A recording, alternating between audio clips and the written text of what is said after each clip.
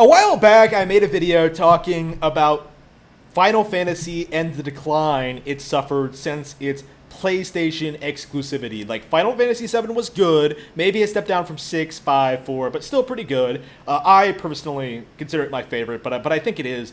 It can be considered a lesser game than 6 and 5 for sure.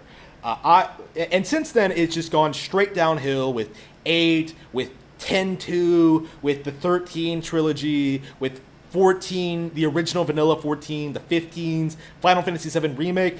It's all been a decline, a disaster from the get-go, right? Like, it's been a clear downward trajectory, and yet Zelda has stayed pretty consistently good since then. I'm a fan of pretty much every Zelda game that's come out since ever, you know what I mean? Like, sure, I can argue that, like, well, Wind Waker, Twilight Princess, Phantom Hourglass, maybe those weren't as good as, like, some of the newer and earlier ones, but it was still better than, like, the worst of Final Fantasy, you know what I mean? And someone brought this up to me in my comment section. I noticed this in my comment section. I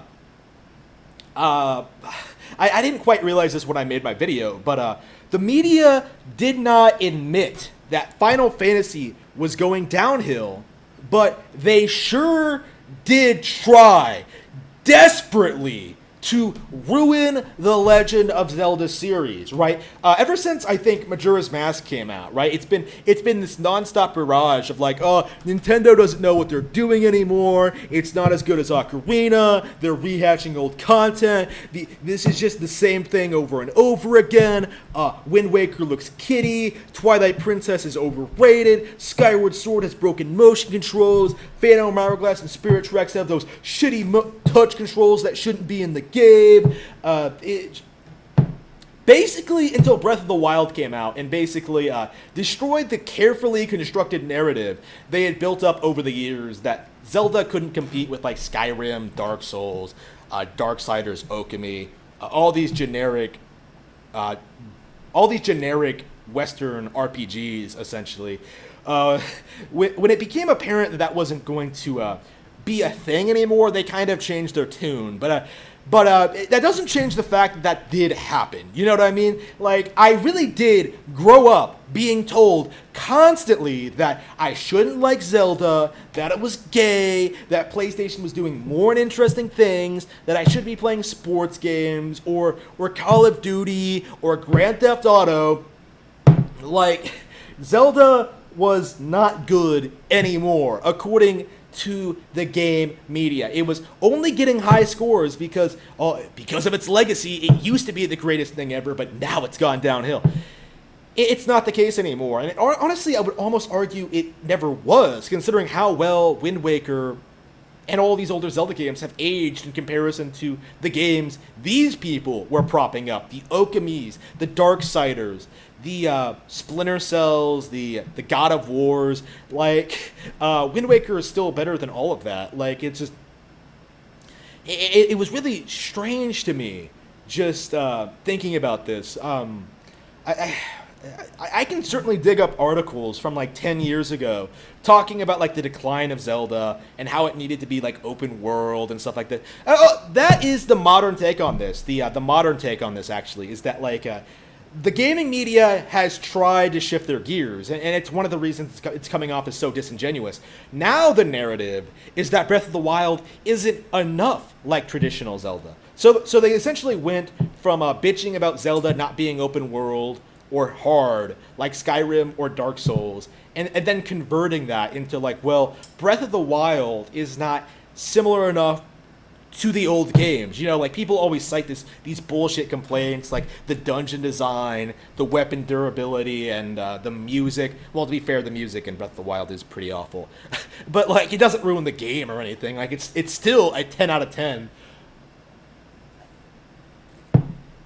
Like, it's so frustrating seeing these game journalists, like, put these opinions out there, like, oh, Breath of the Wild, I know a lot of people like it, man, but I think it's overrated. Like, that's the mindset they're in. They're trying to downplay how good Zelda is. Like, Breath of the Wild is one of those instances where the game is so popular and so beloved by everyone that it's literally impossible for the corrupt gaming media to control it, like the way they controlled like Twilight Princess or Wind Waker's popularity. You know what I mean? Like, oh, it's good for kids, but now it seems to have like sort of evolved into like, well, it's they're trying to find a method that works. And I don't think it's sunk in yet in the gaming media sphere that like Breath of the Wild has basically ruined open world games. Like open world games, like in the vein of like RDR2 or Assassin's Creed,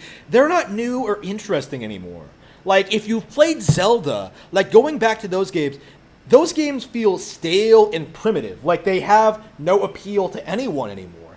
Like there's no justifying enjoying these games. Like if you enjoy them, you simply haven't played Zelda. Like and if you haven't played Zelda, like what are you doing? Like you obviously don't like video games. It's and that's the thing about gaming journalists right now, I think, is that they don't really like video games. Like for these people, it's mostly a career or maybe to push a political agenda into this specific nerd culture, which is a big part of it for some of these SJW people, or to like sell you consoles or certain AAA IPs, like what Jeff Keighley is doing with his hyping up. Like you can't trust game journalism. You just cannot. And this is an example of why. They were not honest with you about the decline of Final Fantasy, and they still are not honest with you with just how truly magical The Legend of Zelda actually is.